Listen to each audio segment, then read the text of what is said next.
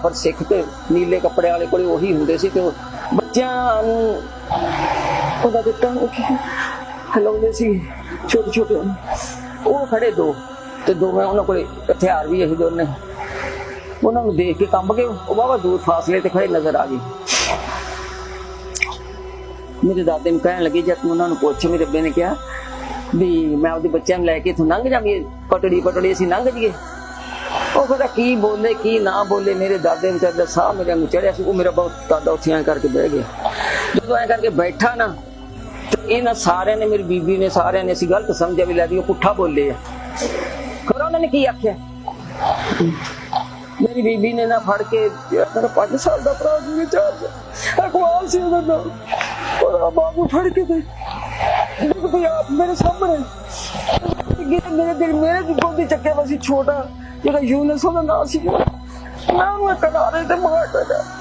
मैं डिग्री मैं बीबी ने बैठे और मैं किसी ने जब मैं डिग्री होगी कितने मगर डिग पे मैनू नहीं पता डिग्री डिग पे होगी मेरी भैन जी ने भी अपना गोदी मुंडा चक के ना हनीफ उन्हें भी छाल मार दी मेरे भाई सरदार ने 18 साल उम्र सी जवान नहर च उड़ गया उस तो बाद जो मेरा भाई शफी ते जमील जो दोनों मेरे को छोटे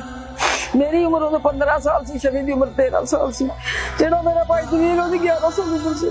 शफी ने तो जमील ने दोनों ने अपनी बाबू फड़ के शफी की दसी मैं तो पहले डिग पी सी ना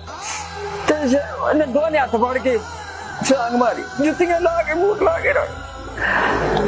छलांग मारी थे मगर फिर कौन रह गया जो दो औरतां सी वो भी बेचारे अपने बच्चों को लैके डिग पईयां वो मेरा भाई सरदार जो जवान से ਉਹਦੀ जान औखी हुई उन्हें आवाज दी अब्बा सानू कढ ला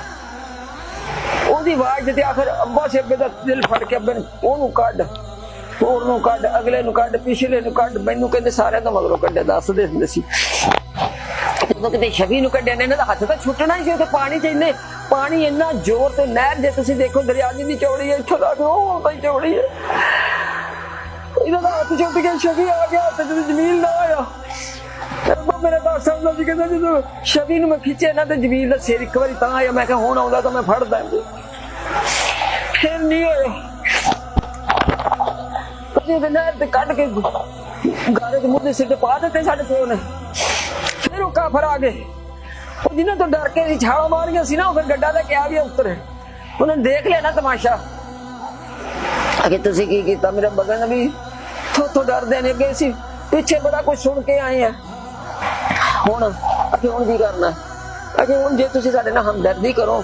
ਤੇ ਜਿੱਥੇ ਕਿਤੇ ਸਾਡਾ ਕੋਈ ਕਾਫਲਾ ਹੈਗਾ ਤਾਂ ਸਾਨੂੰ ਉੱਥੇ ਪਹੁੰਚਾ ਦਿਓ ਅੱਧੇ ਰਹਿ ਗਏ ਅਸੀਂ 9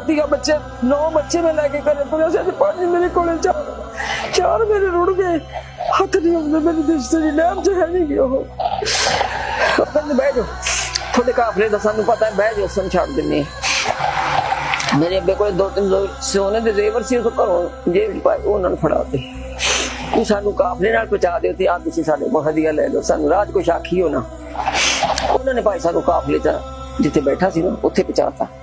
ਉਹੀ ਲੋਕ ਜਿਨ੍ਹਾਂ ਨੂੰ ਅਸੀਂ ਉੱਥੇ ਜਿੱਥੇ ਆਟਾ ਗੁੰਨਿਆ ਸੀ ਲੱਭਦੇ ਸੀ ਉਹ ਲੋਕ ਉੱਥੇ ਸਾਰੇ ਸਾਨੂੰ ਮਿਲ ਪਏ ਇਹਦੀ ਮਾਂ ਮੇਰੇ ਅੱਬਾ ਨੂੰ ਤਾਈ ਕਹਿੰਦਾ ਹੁੰਦਾ ਸੀ ਉਹਦੀ ਪਨਾਹ ਵਾਸਤੇ ਅਸੀਂ ਉਸ ਨਾਲ ਖੇਤਾਂ 'ਚ ਗਏ ਸੀ ਉਹ ਵਿਚਾਰੀ ਇੰਨੇ ਕੁ ਦਾਣੇ ਭੁੰਨ ਲਿਆਵੇ 2-2 ਹੱਥਾਂ ਤੇ ਰੱਖ ਦੇਵੇ ਰਾਤ ਦੇ ਭੁੱਖੇ ਆ ਬੱਚੇ ਮੇਰੀ ਬੀਬੀ ਆਖੇ 2-2 ਖਾ ਲਓ ਬੱਚਾ ਪਾਣੀ ਪੀਣ ਜੋਗੇ ਹੋ ਜਾਓਗੇ पानी भी खाली पेट पानी लड़ जूगा रात पै गई तो फिर कहन लगे जी इधर भी फिरदे इधर भी फिरदे इधर भी फिरदे फिरदे से उतरे फिर हुण की करिए हुण ना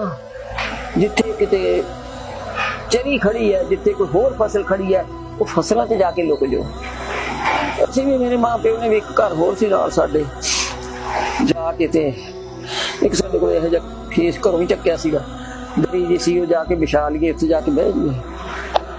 ਉੱਥੇ ਝੱਟ ਬਾਅਦ ਪਤਾ ਲੱਗੇ ਇੱਥੇ ਨਾਲ ਹੀ ਫਿਰਦੇ ਹੋ 3 ਜਗ੍ਹਾ ਤੇ ਜੀ ਗੱਲ ਕਰਦੀ ਸੀ ਰਾਤ 3-4 ਜਗ੍ਹਾ ਬਦਲੀਆਂ ਰਾਤ ਅਸੀਂ ਕੱਟੀ ਦਿਨ ਚੜ ਗਏ ਦਿਨ ਚੜਿਆ ਫਿਰ ਉਸੇ ਡੇਰੇ ਤੇ ਆ ਗਏ ਜਿੱਥੇ ਉਹ ਪਹਿਲਾਂ ਸੀ ਰਾਤ ਦਿਨੇ ਗਏ ਸੀ ਉੱਥੇ ਪਾਣੀ ਪੀਣ ਦਾ ਕੀ ਇੰਤਜ਼ਾਮ ਸੀ ਜਿੱਥੇ ਮਈਆਂ ਨੂੰ ਪਾਣੀ ਪਿਆਉਂਦੇ ਸੀ ਨਾ ਛੱਪੜ ਹੁੰਦਾ ਨਾ ਉਹ ਛੱਪੜ ਸੀ ਉਸੇ ਚੋਂ ਪਾਣੀ ਪੀਣਾ ਉਸੇ ਚੋਂ ਵਜ਼ੂ ਕਰਨਾ ਉਸੇ ਚੋਂ ਜੋ ਕੁਛ ਕਰਨਾ ਉਹਦੇ ਪਾਣੀ ਆ ਗਿਆ ਨਹਿਰ ਦਾ ਟੁੱਟ ਕੇ ਜਾਂ ਕਿਵੇਂ ਜਾਂ ਖਾਲੇ ਚੋਂ ਆ ਗਿਆ ਤੇ ਦੁਨੀਆ ਦਾ ਕੋਈ ਸ਼ੁਕਰ ਹੈ ਨਾ ਆਪਾਂ ਹੁਣ ਬਚ ਗਏ ਹੁਣ ਆਪਾਂ ਬਚ